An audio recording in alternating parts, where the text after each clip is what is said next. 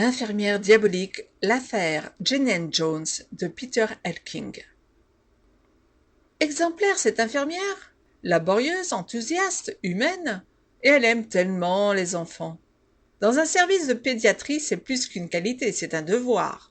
Elle sait si bien consoler les parents à la mort d'un bébé, et Dieu seul sait s'il en meurt dans son service. Oui, une hécatombe. Les habitants de la petite ville de Kerrville tombèrent des nues le jour où le scandale éclata.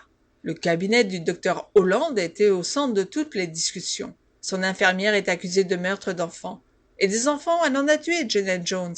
Des enfants en bas âge, uniquement à qui elle injectait des doses d'anectine notamment, et qu'elle tentait ensuite de réanimer dans l'ambulance ou à l'hôpital. Frappée du syndrome du héros, ou de ce que l'on appelle également le syndrome de Munchausen par procuration, Jeanette Jones fut reconnue coupable de 11 meurtres, 46 potentiels, et condamnée à une peine de prison de 99 ans. C'est cette affaire que nous chroniquons également sur le site psycho-criminologie.com que Peter Elking, journaliste et rédacteur en chef du Dallas Observer, nous raconte dans ce livre.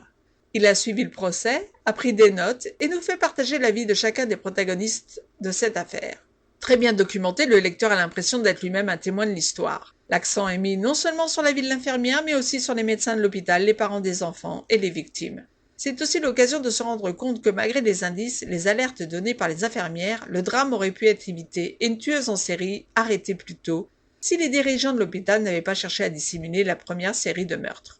Une rétrospective bien menée, mêlant les dysfonctionnements des administrations, la pathologie mentale d'une femme, la détresse des parents, les derniers instants poignants des petites victimes, le procès, et ce avec la plume du journalisme. Un livre à lire sur une affaire qui a défrayé la chronique et qui permet également de mieux appréhender le phénomène des anges de la mort.